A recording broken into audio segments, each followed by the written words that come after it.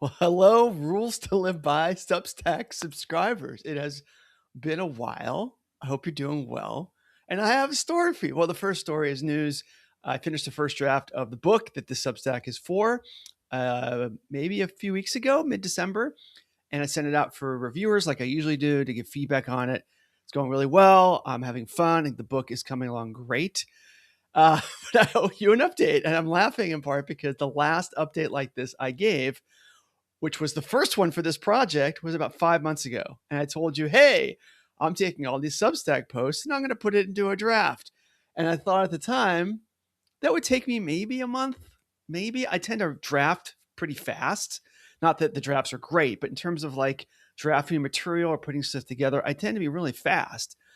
And what I discovered was that I tried to organize them and put it together and like, and it just had this feeling that there's something was missing.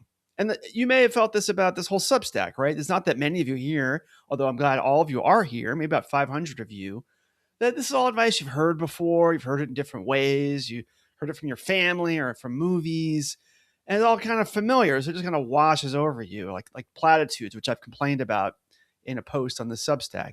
And so I felt like my job as a writer is to justify why I'm talking about these things. I have to find either a new voice, a tone of voice that makes it fun to think about these things again, or I have to offer questions about the rules that enliven them, or I have to explain them better than other people have so they're easier to apply, because that's often the hard part. And it turned out to be really hard to do those things. The material is there, but to do that, that to me is just the craft of writing. And so I revised and revised the first 15 pages or so many, many times. It took me probably 2 months before I felt like I was getting somewhere. And then I had to work the other material in, and then that's why I got the first draft. Anyway, I don't know that you need to, I don't know how much you care about the writing process. I'm happy to talk more about it if you do, but I thought I'd owed you another update. First drafts for me are very significant. That is the delivery of the proof of concept of the whole idea of a book. And even if no one else looks at it in my own head, I now have a tangible thing that I can compare against and work with, or decide, if I really don't like it, to move on because I realize I can't do the thing I was hoping to do. In this case, I think it went really well. I'm proud of this draft. The feedback has been very useful. No, a lot of it's critical, but that's the goal, is so I can learn how to make it better. And so this usually allows me to take the project into a different gear where I have more bandwidth and more clarity on what I'm doing, and I can invite you all into the process more.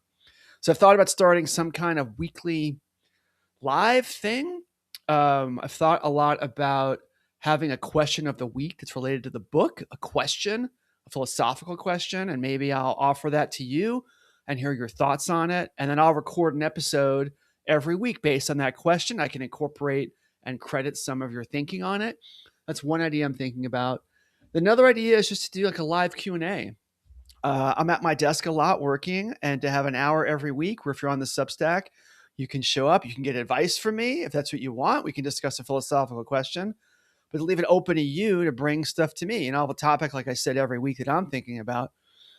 I'm also thinking of other ways to use a Substack, that you're getting these emails and maybe you skim them or maybe you send them right to the trash folder, but some other way to bring you in and at least hear some of your stories about why you're here and what these ideas mean to you.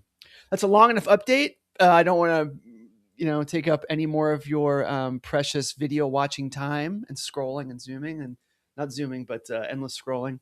So, but that's what's going on. I'm glad that you're here. I feel good about this project, and there'll be more for me soon. So thanks. And if you know other people who might be interested in this book and these topics, please take a favorite rule that I posted already and send it their way. I'd love to have more people following along as the project picks up. So thanks. Happy Thursday to you, and more soon. Okay.